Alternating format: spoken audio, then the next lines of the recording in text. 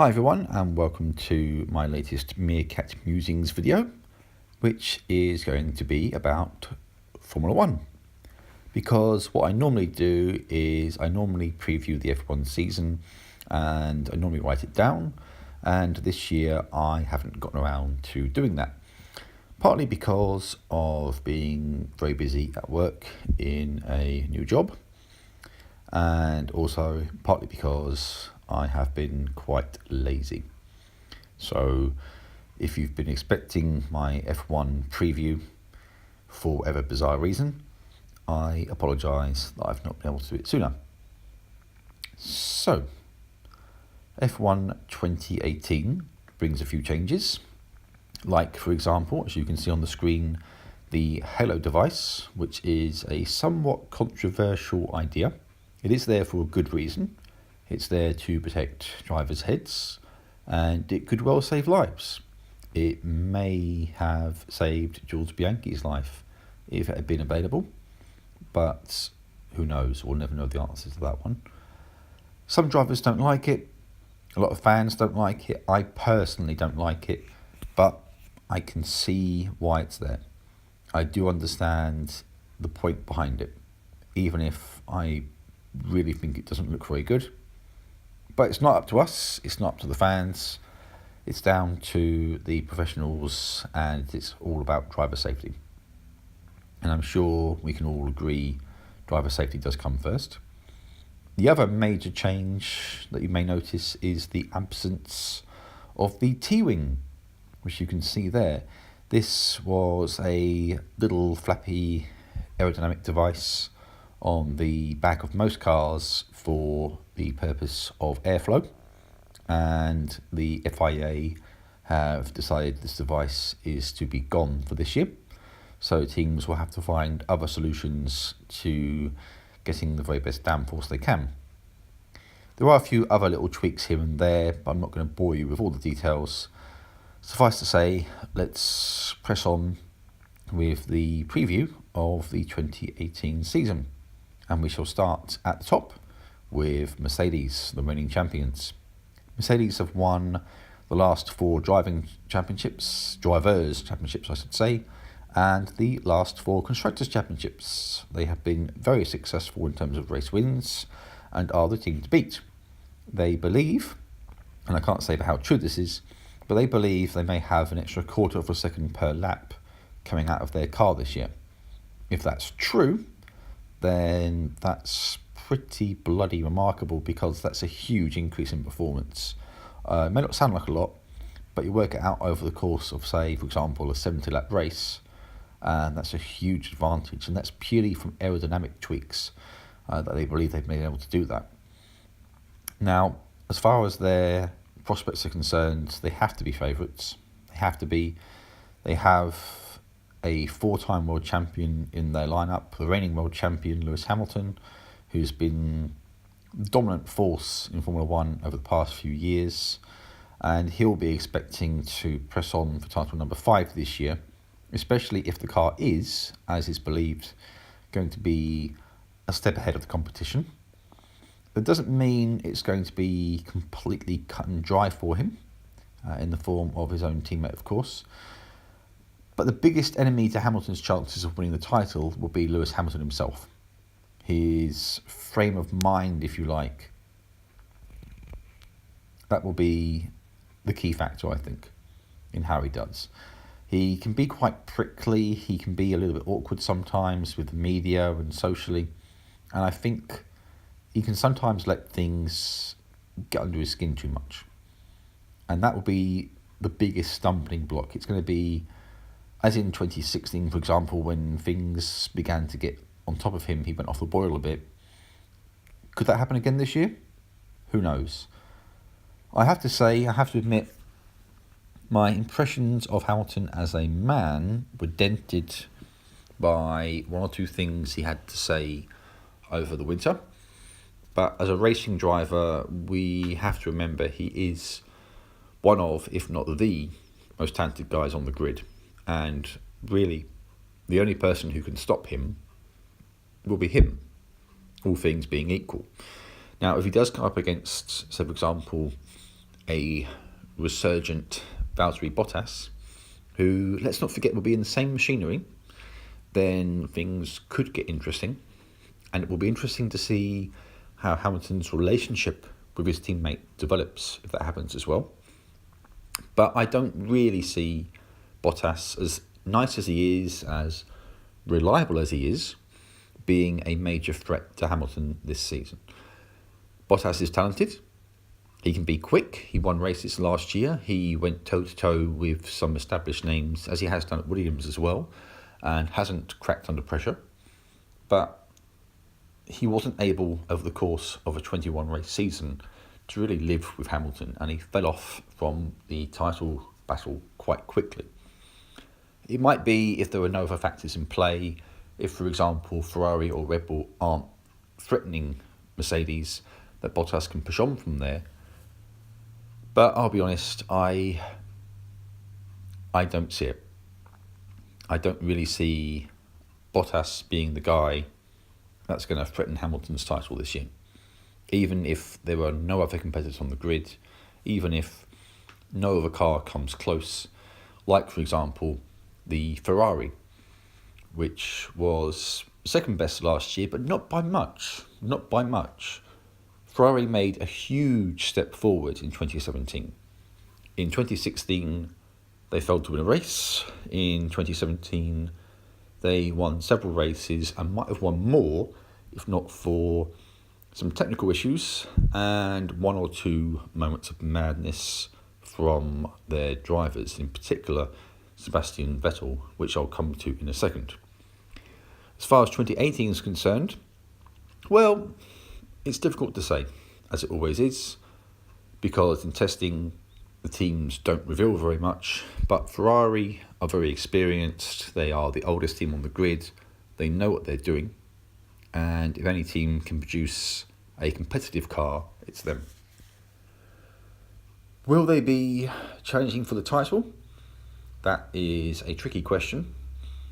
They have a reliable car that's quick in some circumstances, but is it going to be enough in all circumstances? And what will be the mental focus of, say, for example, Vettel, who at times was back to his best last year, and at times, like in Baku, when he slammed his car into Hamilton's car, and in Singapore, when he was way too aggressive at the start, well, moments like that make you question the mentality of Vettel sometimes. He is very experienced now. He should really be beyond that sort of thing. And those little moments there, they just make you wonder a little bit. But it should be remembered, he is a four-time world champion as well, like Hamilton. So he knows what it takes to win. He's been around a few years, he's played this game before. If Ferrari can deliver him a fast car, a competitive car, then he will be a contender.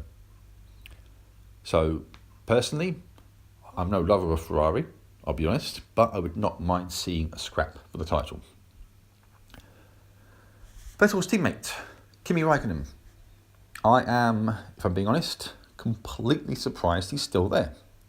He is the oldest driver on the grid, one of the most experienced, and he, how can I put this, he hasn't really been competitive for a few years now, if you ask me. He's been very much second best. Ferrari like having their number one and number two drivers, which is fine, but Kimi is not an effective number two driver. So why is he still there? But Ferrari must see something in him.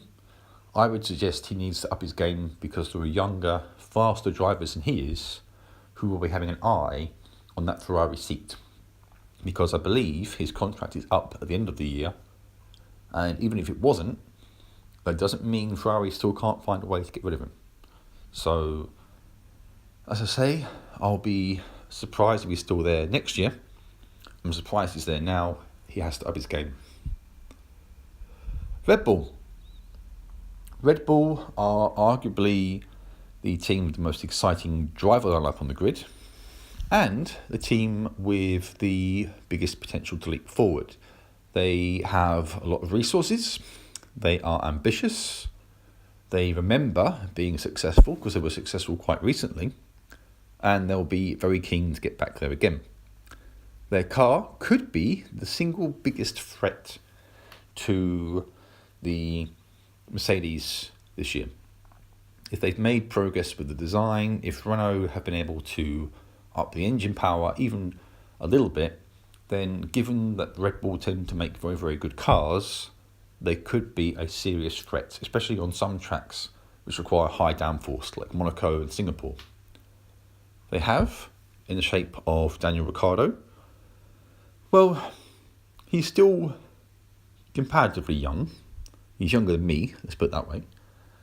And he is noted for being a very aggressive driver, very aggressive on the brakes, late braker, and fond of the bold, punchy overtake. He is an opportunistic driver. If there is even the slightest hint of weakness or vulnerability or chaos, he will be there to exploit it. So he's always paying attention to what's going on. He does want to push on and start threatening for titles. He joined Red Bull with the idea they could help deliver titles. And okay, granted there were some things you can't factor in, but so far, Red Bull haven't really been able to deliver on that promise. So this is the year where some people believe, based on testing, that Red Bull could push on and be more of a threat. Now, it's important to remember that whilst Ricciardo is all smiles and happy in front of the camera, as mentioned, he is a highly aggressive driver. He is very bold, he's very punchy, he is fearless, he will race hard but fair, always on the limit. So he is not to be underestimated. He is someone that can certainly win races. He's done it before. And in the right car, could still be a world champion. He will, however, face, in the form of his own teammate, if Red Bull are fighting for the title, possibly a huge internal scrap. And that could actually hurt him and Red Bull. Max Verstappen is one of the youngest drivers on the grid. Not the youngest anymore, but one of the youngest. And he has been a revelation, shall we say, since he got into Formula One, and especially since he joined Red Bull.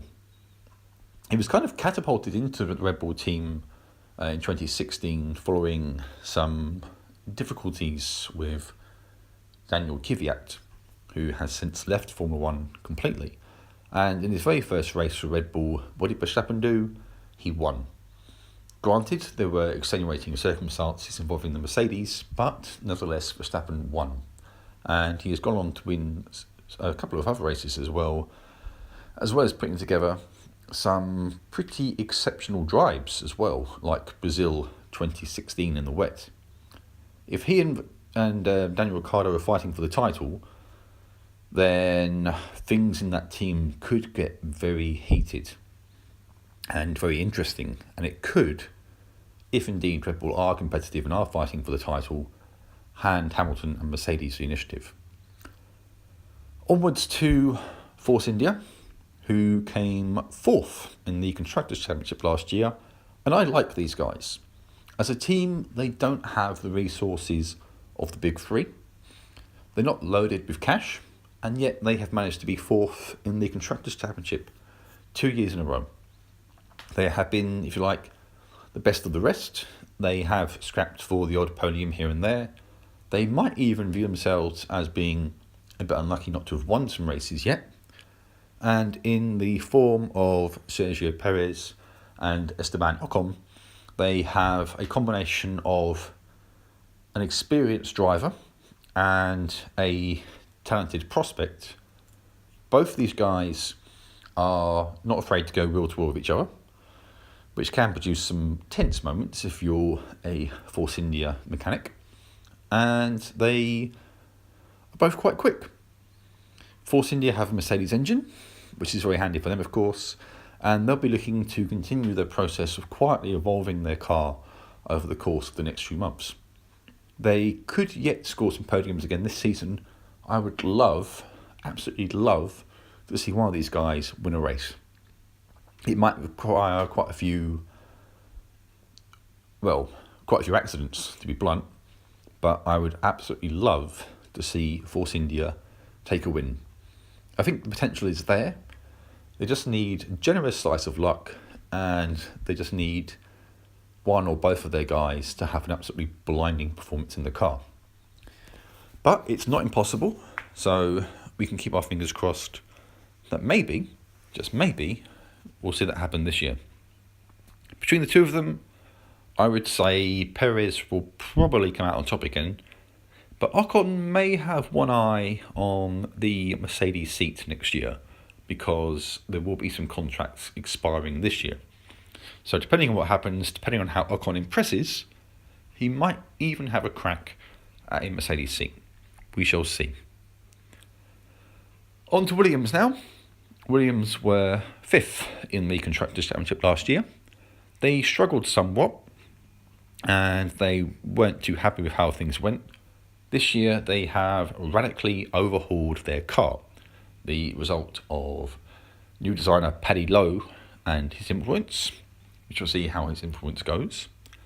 They've got one of the youngest lineups on the grid in the form of Canadian Lance Stroll and Russian Sergei Sirotkin. I can't pronounce that name. Sirotkin, I think. We'll go with that. These guys, Stroll has precisely one full season of experience, and he had an okay debut, a bit wobbly to begin with, but he actually did grab a podium in Baku, and he, in the end, acquitted himself quite nicely. Sirotkin is a unknown, however, he does have a degree in race car engineering, which means he will have, hopefully, a good understanding of how to get the car set up properly. So he could actually be surprisingly quick on that basis. It's going to be one of those things for Williams where they just need to hope a combination of the new design and two young but talented drivers will yield results where normally you might be hoping for experienced heads to do that instead.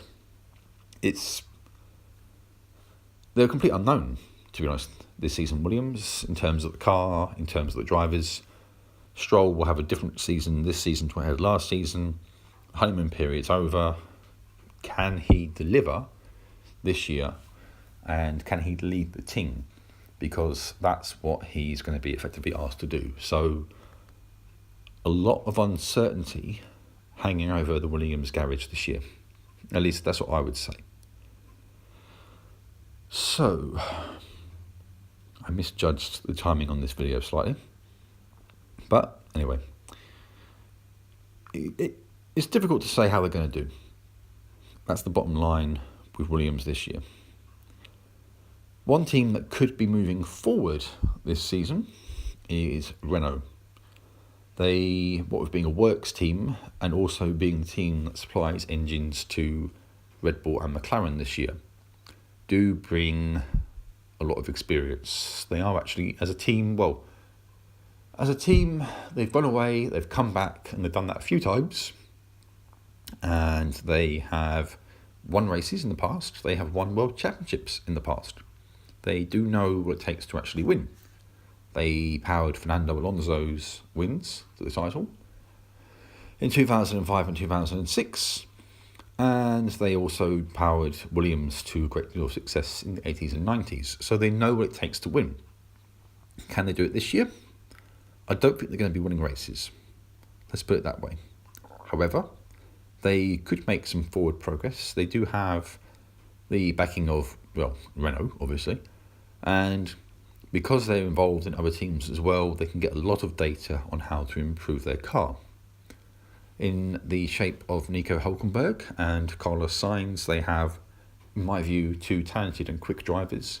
I'm a fan of Hülkenberg. I would love to see him get on the podium at long last.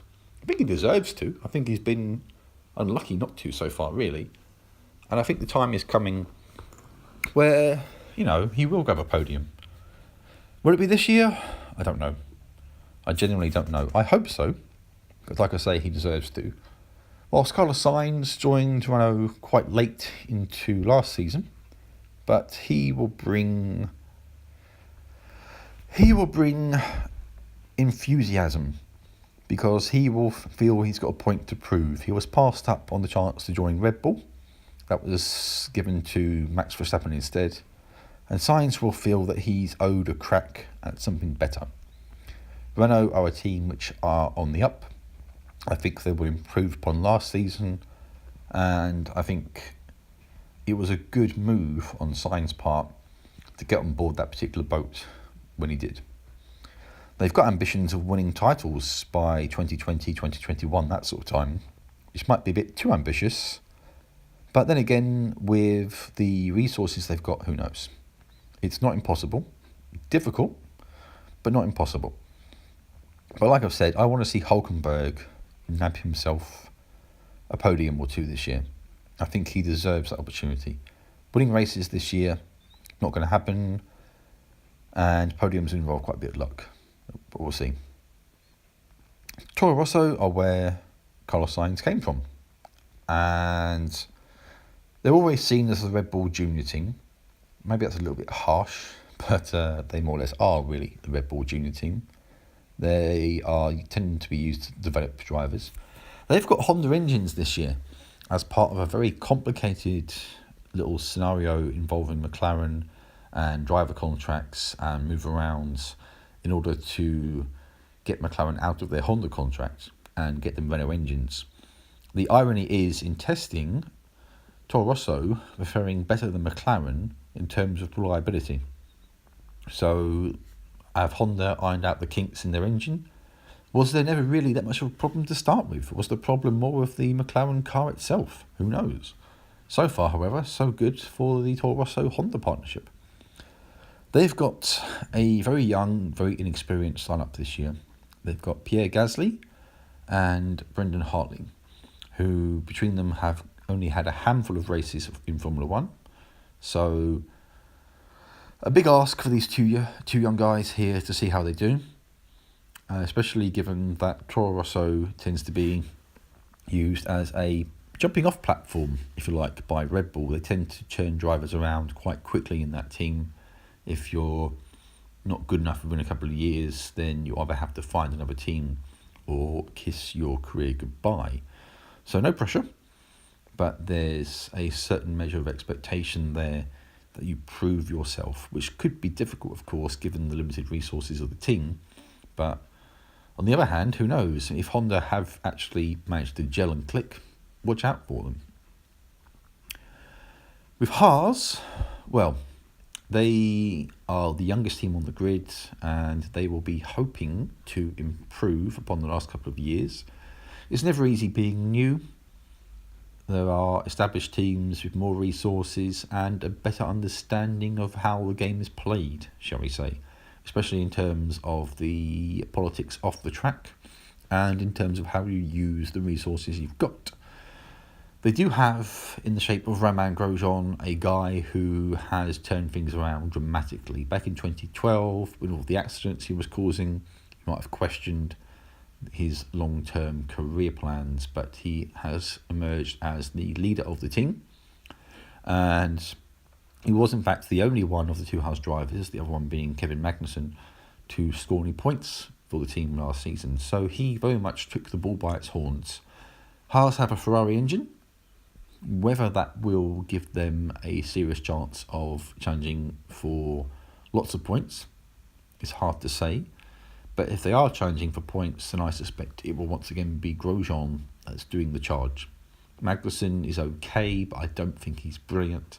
And I think of the two, it's going to be Grosjean that leads the team. And he'll be the one to earn them the prize money that comes with getting into the points.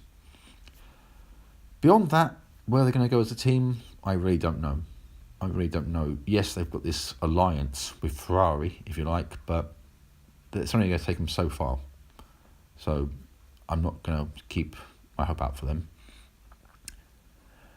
McLaren. Now, here's an interesting scenario. As mentioned earlier on, they now have Renault engines, having ditched the Honda engines.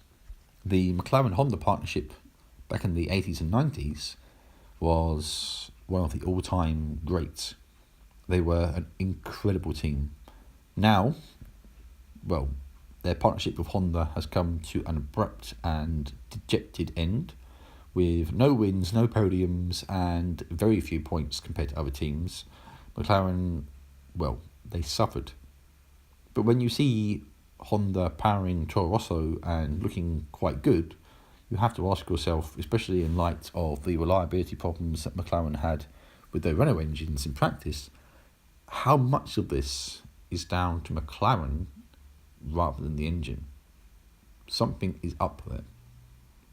The car does seem to be quicker when it's actually working, and that will give them cause for some hope that maybe, just maybe, they can start to snatch at podiums again. I would be very, very surprised if they are pushing for wins. The overall car itself, as it has been over the past few years, is generally regarded as being very, very good. The actual chassis, the bodywork, the overall design is a strong one. But the engine has been a massive letdown in terms of both power and reliability. Renault would be more powerful than Honda, one would assume, but what is it about reliability that seems to be McLaren's problem? And how much of it is their fault?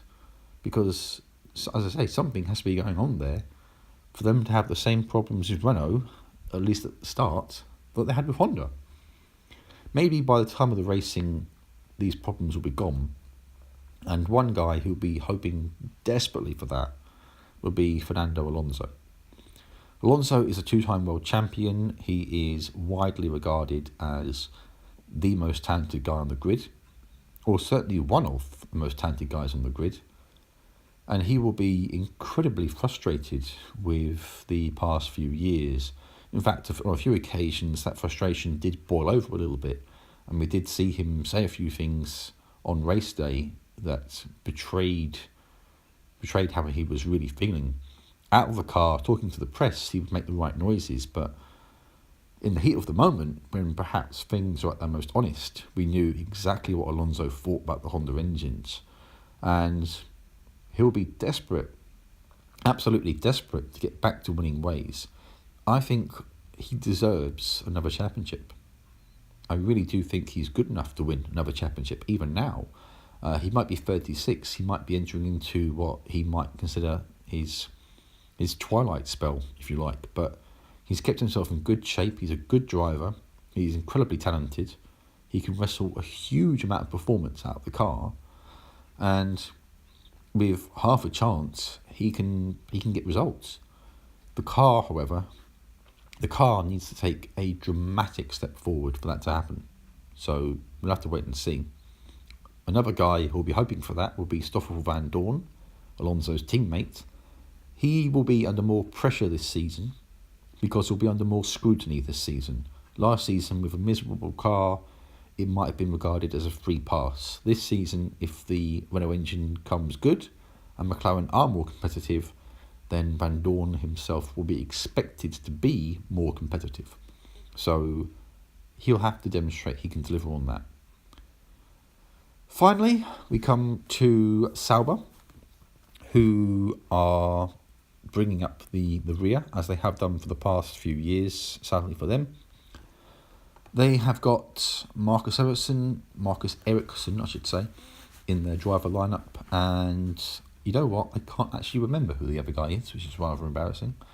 I want to say that it's a debutant, but to be honest with you, given the likely performance of the car, it seems unlikely to matter too much. Sauber may have a partnership with Alfa Romeo now, but they don't have Alfa Romeo engines. They have Ferrari engines. So in terms of engine power, there is engine power there, but they don't have an overall particularly good car. And I suspect that they're going to be spending most of their time at the back of the grid. It's a shame because for a few years they were doing okay. They even grabbed one or two podiums in 2012, and you kind of wondered how things might be going for them as a team. But over the past 2 years, they They've slipped back. At one point, they were only not bottom by virtue of the Marussia and Mana teams. So it's going to be a long slug for them this season, and the best they can really hope for is to perhaps snatch a few points here and there in particularly chaotic circumstances, because otherwise they're not going to be getting any points, I'm afraid to say. And it might be a tough year for them financially as well, what with Formula 1 being expensive. So, final thoughts. Well, I'm hoping for a competitive season. Being an English guy, I would like to see Lewis Hamilton do well, of course I would, despite my reservations about him as a person a little bit this year, after a few things that he said last year. As a racing driver, his talent is without dispute. And I'm from the same country as him, I'm from the same town as him, so of course I want him to do well. Of course I do. However, I don't want him to have it easy, if that makes sense. I watch Formula 1 to be entertained. It's a sport, and it's a form of entertainment. You want to see wheel-to-wheel racing. You want to see guys pushing the car hard. You want to see these guys get challenged. If there's no challenge, it's no fun. And I imagine the drivers might feel the same way to a certain degree. They want to have a bit of entertainment themselves. They want to have a bit of a fight with the guy next to them. They want to feel like they've earned the title. If Hamilton cakewalks it, then it's just going to be a snooze fest. I would like to see Daniel Ricciardo and Max Verstappen, and I'd like to see Fernando Alonso and Sebastian Vettel get involved in the title fight. I'd like to see 2 or 3 teams and 4 or 5 drivers having a proper go, and I'd like to see some other teams mix up a little bit. Perhaps the odd win here and there for them as well. Who knows? It's difficult to say. I hope 2018 can deliver on some of the promise there. I hope the Halo device doesn't interfere with things too much. And what more can I say, really? I look forward to a fascinating, interesting season that can actually give us some exciting action. And at the end of the day, even if Hamilton's beaten to the title, I hope it goes to someone who's earned it and hasn't simply cakewalked it. That's what I want to see.